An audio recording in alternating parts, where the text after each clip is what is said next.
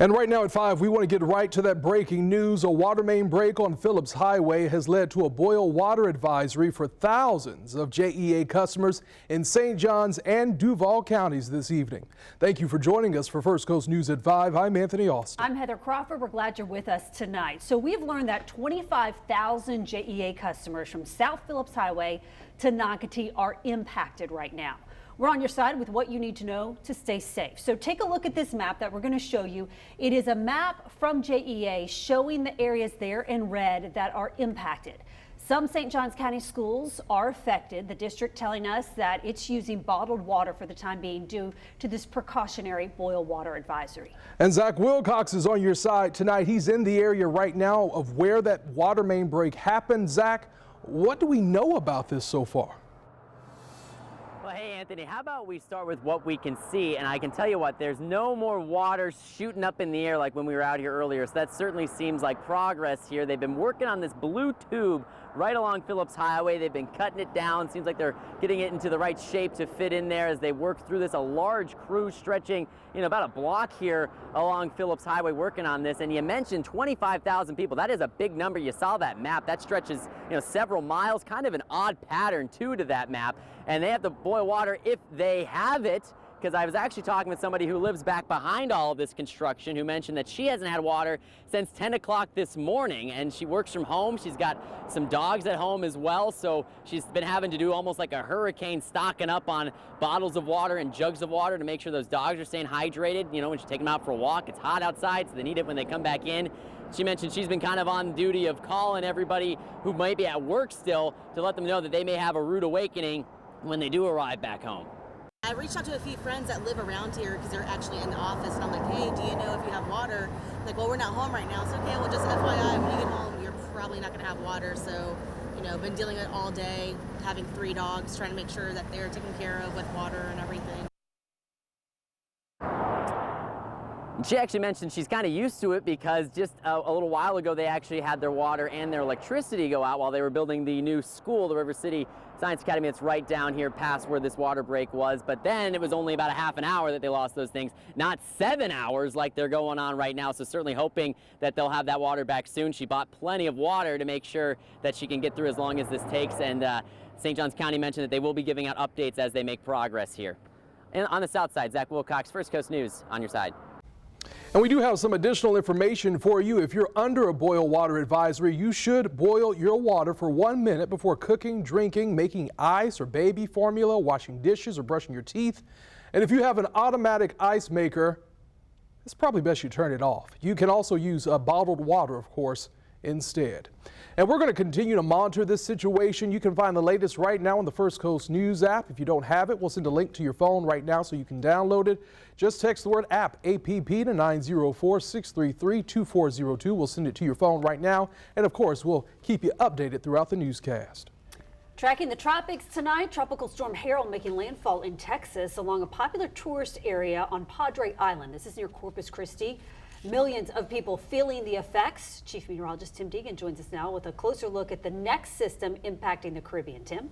Indeed. Let's go to Harold and the sparkling city by the sea. They call it Corpus Christi and other areas of South Texas. If you remember, yesterday morning, the system in the Gulf wasn't even a tropical depression yet, but we thought it would rapidly intensify, but at the same time was moving along rapidly. So the forecast was for a tropical storm to hit South Texas. That's Corpus Christi on down to about the Rio Grande Valley, but concerned that there'd be a rapid intensification. Now, there's a specific definition for that, and that is at least 2 millibars per hour. I won't get into all of the other reasons that matters, but in fact, for about 6 hours, this system was intensifying at 2 millibars per hour, but it also continued to move quite quickly. It came ashore some gusts to 60. It came ashore with a pressure down to 995 millibars, and that's just for you weather geeks out there. That's just 3 millibars above what, at least if you're looking at the pressure, defines it as a hurricane. But it's in and it's now weakening. Here's the next system that Heather was talking about. It's Franklin on the short term. We have some good news. It's very disorganized. It's reforming a center, so it's weakened. It's now down to only 40 miles per hour, but it has a lot of rain with it. It will be causing flash flooding over the Dominican Republic and possibly Puerto Rico over the next 24 hours. And then after making a nudge to the northeast, starts to make more of a turn to the northwest. At this point, I don't think it's a major concern for the Southeast. We'll talk about the particulars in just a few moments. Tim, thank you. All new tonight, the Jacksonville Sheriff's Office releasing a video of a shooting where a police officer killed a man. So you're taking a look at the scene earlier this month. Police were first called to Pickett Street for a man wielding a knife. Investigators say that suspect stabbed another man and a dog. Both died. So here's a look at the body camera video as police arrive at the scene. You can see the officer approach the suspect who's in the bushes near a home. That officer then loudly asks the suspect to put his hands up. Put your hands up. Put your hands up. So you heard the suspect imitating shooting a gun at the officer using his finger. He gets up when the officer asks again. The officer then asks the suspect to get on the ground. And when the suspect did not comply, he deployed his stun gun. Get on the ground. Get on the ground. Oh! So you can see the stun gun did not appear to stop that suspect, who then threw a metal bucket at the officer, according to police. Now, we are stopping this video before the officer fires 3 shots at the suspect. After that, the suspect falls to the ground. The suspect, 29-year-old Juan Johnson, died from his injuries at the hospital. The Jacksonville Sheriff's Office says because someone was killed before that officer-involved shooting, the homicide unit is also investigating. The state attorney's office is investigating the officer's role in the shooting. We will keep you updated on what that investigation reveals. New at 5, 2 Jacksonville state lawmakers are urging the Department of Jails to investigate deaths in Duval County. The tributary first reported deaths at the jail tripled since medical care was privatized. In the letter to the Attorney General, the 2 lawmakers asked the department to open federal civil and criminal investigations into all incidents that ended in serious injury or death. The Jacksonville Sheriff's Office has since parted ways with their previous provider, Armor Health, and contracted a different private medical care company. Well, in less than 1 hour, Duval County Schools is asking the public to weigh in on what they want to see in a new superintendent at a community forum. So this is video that we're about to look at here from the first meeting. It happened earlier today at Baldwin Middle Senior High School. Our Cheyenne Cole is on your side this evening. She's joining us from Westside High, where the next meeting starts in about an hour at 6 o'clock. So Cheyenne, let's talk about the meeting and exactly what they're discussing with these community members and parents about what they want to see in the next superintendent. Well, Anthony, there is a survey available on the district's website until September 6th for those who can't make it to a meeting. But those who do come to one of the meetings have the opportunity to brainstorm together to answer a couple important questions. Now, school board members are not coming to these meetings just so that community members feel 100% comfortable in voicing their opinions here. Now, the Florida School Boards Association is leading the charge by asking questions like, what are the district's strengths? What are the most critical needs and challenges of the district? And finally, what personal qualities, professional experience, and other skills should the board look for in a candidate? The district is searching to replace former Superintendent Dr. Diana Green. And at this morning's meeting, many people brought up her leadership qualities, saying they'd like someone similar to her in that position. I've got some concerns, of course, because I want to make sure we make the right decision. We've made some bad mistakes in the past, but I loved our past, superintendent. I thought she did an excellent job. So if we can get someone of the same caliber or even better, I think we'll do a great job.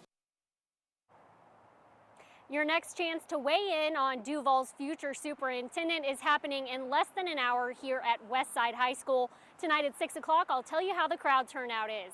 Live in Jacksonville, Cheyenne Cole, First Coast News, on your side. Cheyenne, thank you. So we want to show you the next 3 public meetings. One's taking place this Thursday night at 6 o'clock at Atlantic Coast High School. Next Tuesday, you can go to Rains High at 6. And then on Thursday, August 31st, a meeting will take place at Fletcher High School. Testimony has ended today in the case against one of just 3 women on Florida's death row. Tiffany Cole was previously convicted of kidnapping Carol and Reggie Sumner from their Jacksonville home in July of 2005 and burying them alive. Cole is being resentenced after her original death sentence was thrown out. On Tuesday, her attorneys presented testimony about her early drug use, sexual molestation by her father, and lifelong low self-esteem. They also called a fellow inmate to the stand. Tiffany was never afraid to stand up and tell me that I was wrong. She taught me that I was not ugly. She taught me that it was not nice to be angry. She helped me deal with the grief because I had lost my son. Now, Cole did not testify. The jury will begin deliberating after closing arguments Wednesday morning. Members of Jacksonville City Council are looking for funding to provide long-term solutions for those who are experiencing homelessness. A meeting just wrapped up discussing a proposed bill that could bring in money for homeless initiatives through a new tax. So that bill that Councilman Michael Boylan is supporting is being considered by the Duval County Legislative Delegation. If it's approved, it would change state law to allow the city of Jacksonville to add a 2% tax on the sale of food, beverages, or alcohol in hotels and motels, and a 1% tax on the sale of food, beverage, or alcohol in establishments licensed to sell alcohol. That money could be used for domestic violence shelters, housing, and programs for those who are experiencing homelessness. This really is just the first step in the exploratory process as to how do we want to address homelessness in our community, with a goal towards long-term housing with wraparound services. The Duval County Legislative Delegation will decide whether the bill makes it to the state level. If so, it would be voted on next year. This evening, we're learning an NFL star's father was killed when the football player's North Carolina home exploded. You're actually looking at video right now of the aftermath. That's right. Titans player Caleb Farley was not in the house when this happened. Another person was injured, but they're expected to be okay. An investigation into what caused that explosion is now underway. The stage is now set for the first Republican presidential debate of the 2024 campaign. The Republican National Committee says 8 candidates have met the qualifications to be on the stage tomorrow night in Milwaukee. So here's who will be on that stage. They include Governor Ron DeSantis, former Vice President Mike Pence, Tim Scott, Nikki Haley, Chris Christie, Vivek Ramaswamy, Doug Burgum, and Asa Hutchinson. While Donald Trump is the current GOP frontrunner, he has decided not to participate in tomorrow night's debate.